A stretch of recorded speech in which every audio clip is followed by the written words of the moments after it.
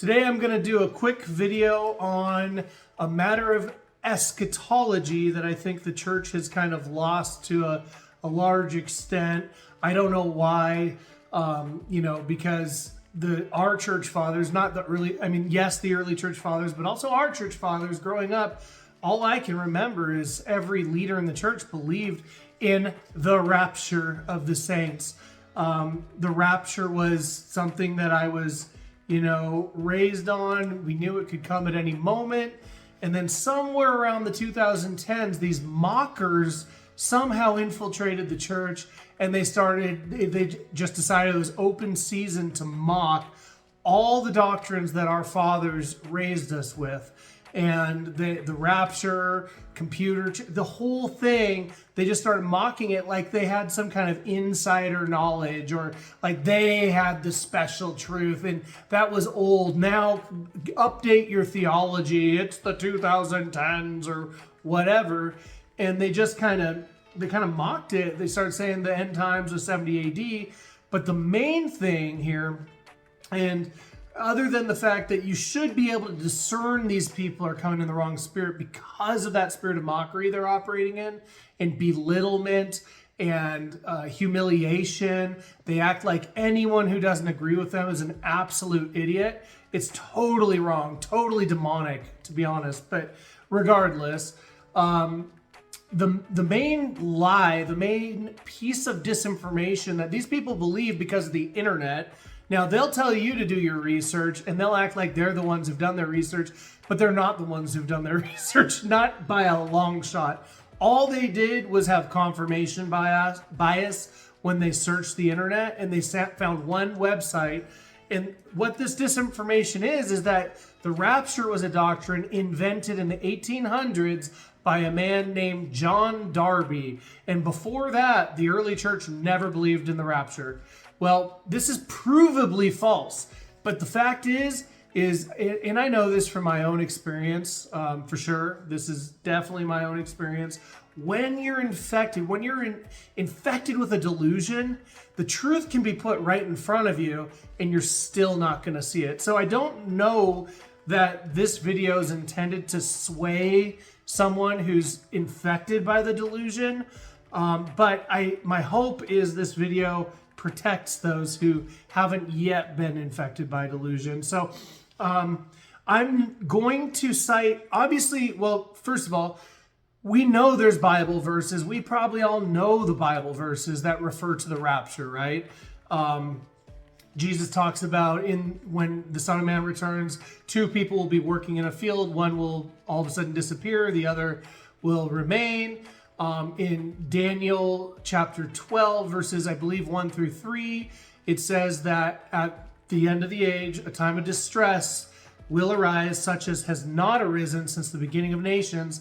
And at that time, Michael will arise, and the wise will shine like the stars forever, and those who sleep in the dust of the earth will shine like the brightness of the heavens. That's a paraphrase, but you get the idea.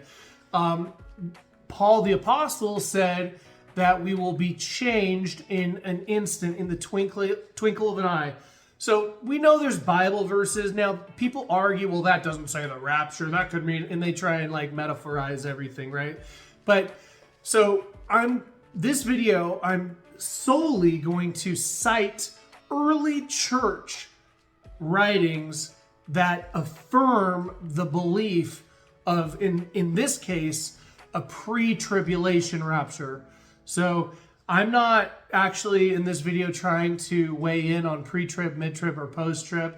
All I'm trying to say is there is a rapture of the church to escape the wrath of God. That much is certain. It says it very clearly. So now, some terrible theologians will say that God has no wrath, but we all know they're just lightweights. They're not heavyweight theologians. So, okay.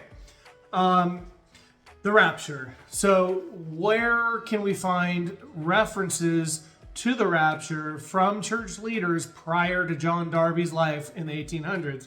Well, let's see here. There's plenty of references going back as far as 1,500 to 1,700 years prior to John Darby's life. So that's 1900 years from us, right? Almost 2,000 years ago, people were referencing the rapture.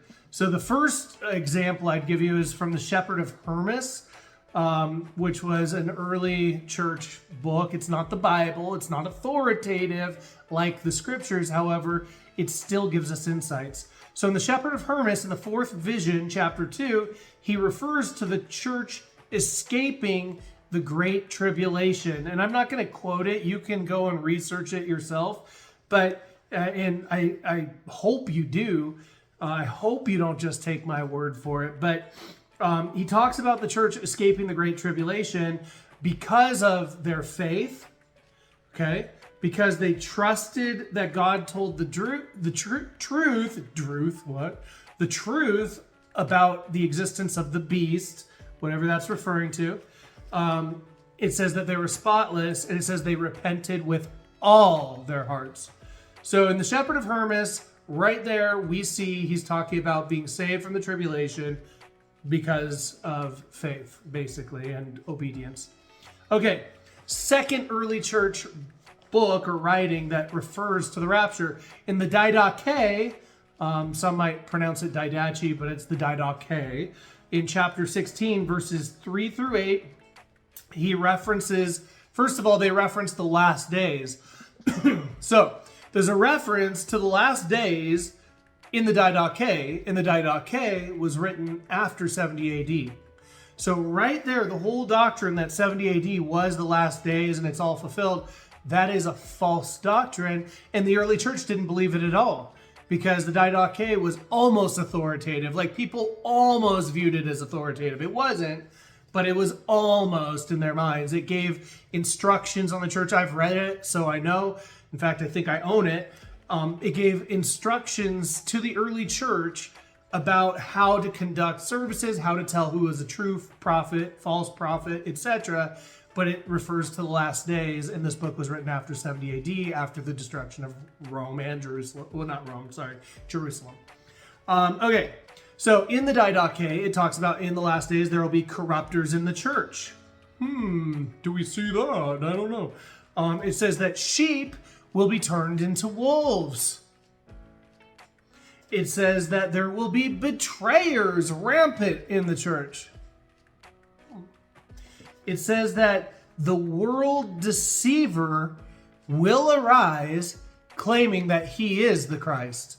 So the world deceiver, we know that that's referring to the Antichrist. I like the term though, the world deceiver. That's what he is. Okay. And then it says that he'll do, the world deceiver will perform many signs and wonders. We know that the signs and wonders that he performs are very they have entertainment value, but psychological power, right? So it's going to be, his message is not going to be hate. It's going to be love. It's going to be, life and all these things and all these miracles. Wow, they're so cool, right? And people are going to be deceived by it. However, at the same time, in the Didache, it says that there will be signs of truth. What are the signs of truth? It talks about the outspreading of heaven. So space-time is going to warp in the last days, and there's going to be an outspreading, an opening. There's going to be the sound of a trumpet. There's going to be the resurrection of the dead. And then the return of Christ, of course. These are really good signs. These are good things. I can't wait. Okay, third example, and this one I would consider out of the three of these, this is the most authoritative, by Irenaeus. He was a very well-known and authoritative and respected church father in the early church.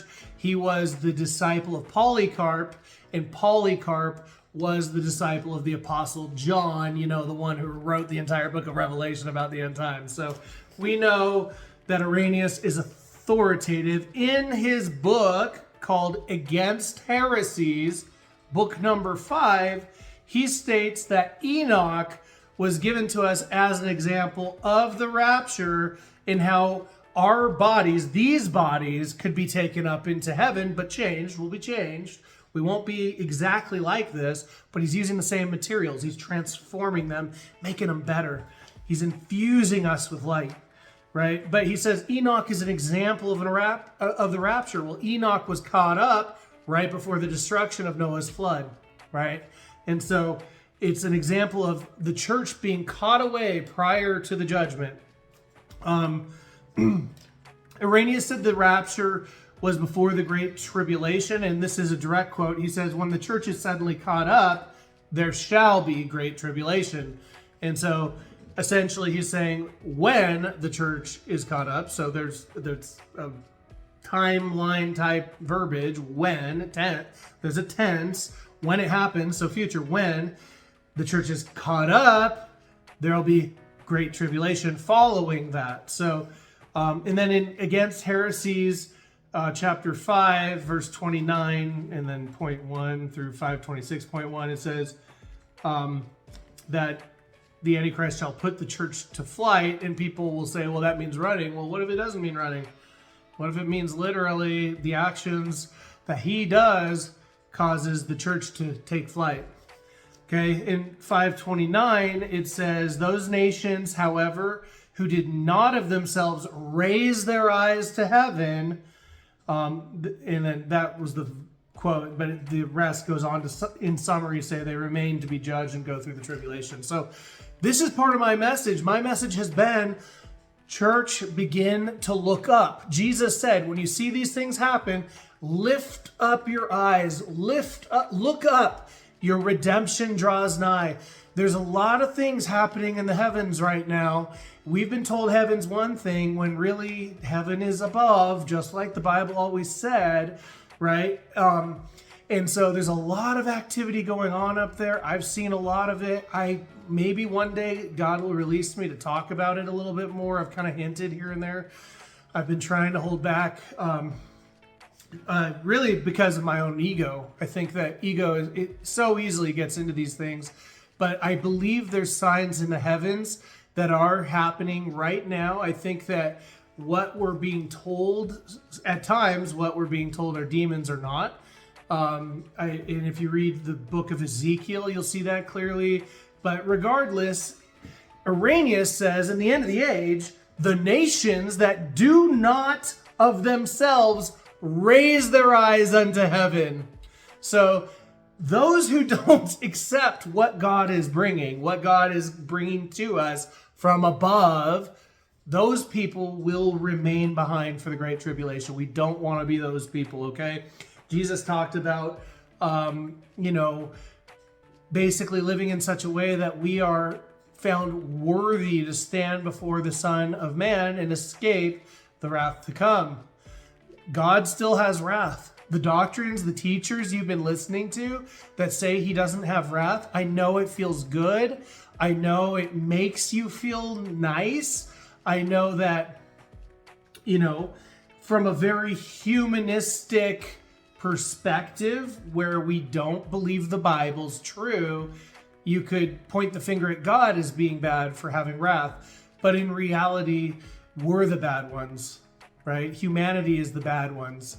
And we so often refuse to see the evil in our deeds. We refuse to see it. We won't look at it because that's uncomfortable, right? And we just want to keep chasing pleasure and comfort and all these things. And so we say, well, God doesn't have wrath. He just forgives us, even though we don't even repent. That's not Bible. That's Satanism masquerading as Christendom. That's not Christianity, guys. You've been deceived by a serpent.